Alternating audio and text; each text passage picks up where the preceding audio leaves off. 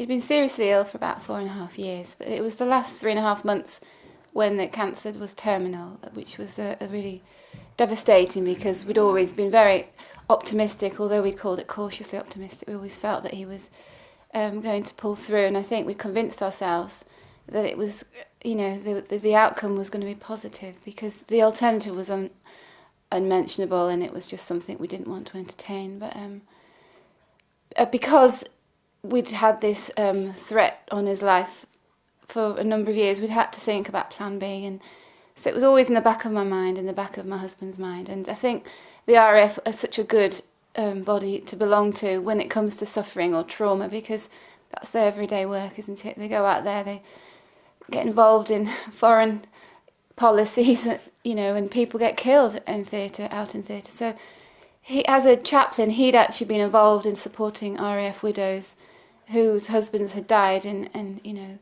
various ways, and I think it brought it all home to me then. So I knew exactly what was coming. I knew the protocol, I knew the procedures, I knew the system, how it all comes in to support the widow and the family. So I knew from that aspect, from being in the military, that it was going to provide an amazing support for me and the girls.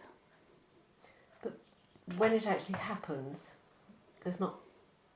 I think, well, I was on medication. I think if you speak to most widows, whether they're honest about it or not, the antidepressant tablet comes out, the happy pill, and I think a lot of people rely on it. And I'm aware that most widows, or some, to my knowledge anyway, need medication to keep them going, because it's just the most horrendous experience for anyone to go through, to see their husband die, or in my case, be with him, which was a privilege.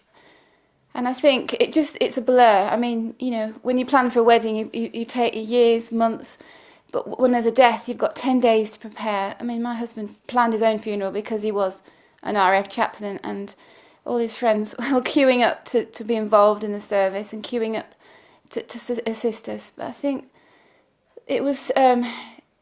I think the word was, I was paralysed with fear, to be honest. But, I kept saying, I can't do this. And the medical team were brilliant, the medics, the doctors, everyone on station, the station commander, everyone, from my neighbours right through to the station commander would just offer endless support.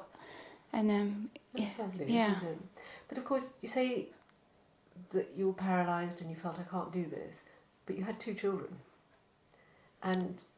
for me, that was a distraction. Exactly, one had to do it in a way, doesn't it? Well, the awful thing was I have no family and very little support from his family. So when Pete died, it was like a 3-legged stool that was kicked out from underneath me. There was only 2 legs, and then a stool doesn't work on 2 legs. So we had to recreate family, and I think that it was the most horrendous experience of my life. And I've had some, a very traumatic childhood. So I knew it was coming, but without the support of Pete, it was just unbearable. So I went on a bereavement course. I mean, you name it, I've done it. We've done the bereavement courses, we've done the bereavement holidays, we've done you name it, whatever the military have thrown at me, I've gone on it. But the pain is incredible, and I think adjusting to being a widow is pretty traumatic, and then accepting the reality of it is...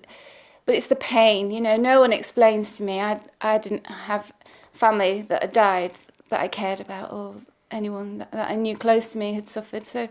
It was a new experience. It was adjusting to the pain, this physical and emotional pain that it totally disorientates you, and then having to move on top of that, then having to relocate Olivia to a new school, to a town where I knew nobody, was overwhelmingly traumatic. I would literally get out of bed, doubled over with grief, sobbing my way to the school and back. People from Arlington must have thought I was a drug addict. But the pain, it's having to deal with the pain. And then at times, I just couldn't deal with it anymore. I would literally throw myself into different projects to distract myself. So you could throw yourself into having crazy ideas. I mean, you go crazy with the grief. I thought of emigrating. I've thought of throwing myself into a relationship. I've thought about just anything to stop me from thinking in crazy things that people would say, what on earth are you doing? What are you doing now, Carmen? But until you've lost your husband, I mean, I know there's other stages of sort of bereavement with other family members, but I believe that when you're married, you're dependent on your husband's income, you're dependent on their emotional support. So I've lost my financial security, my emotional security. My family we were a tight-knit, and I've had to rediscover and invent, me being the leader, and my husband was just the most amazing, capable, intelligent, emotionally intelligent man. So it's been very, very traumatic. And I have to say, when you come out of the military, there's not the emotional intelligence that you get in the military, because they don't know what it is to have a young widow in the community. They don't know how to deal with young widows, even in a church setting. I've gone into various community situations, from like the gym or into a coffee shop, and you just sit there crying and they don't know what to do with you. And even in a church setting, they don't know how to deal with a young widow unless they're in their 80s and they can shove you with all the pensioners. But and I'm very real about how I feel. I'm very outspoken, and I'm quite happy to be frank and candid about how I feel. And I think this society doesn't deal very well with death. And I went on a bereavement course because my bereavement counsellor was quite appalling, and I made a commitment to go into London to do the bereavement course to a Holy Trinity Brompton, and it was led by a cruise counsellor. And it was on that course that I had the best help. And there was a quote on one of the sessions that said, was from the late Christopher Reeve Superman. He said, "Suffering is inevitable, but misery is a choice."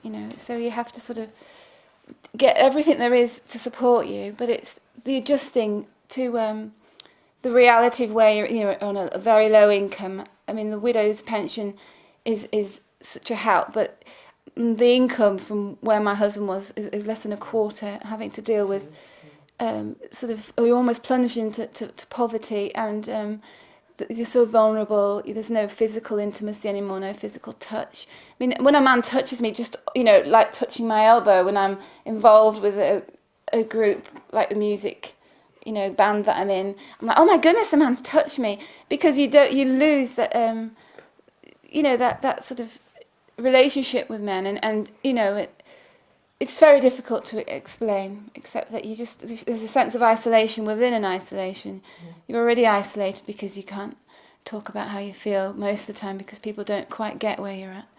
And then people don't want to hear what you've got to say, especially over Christmas. The amount of people that have said to me, "How was your Christmas?"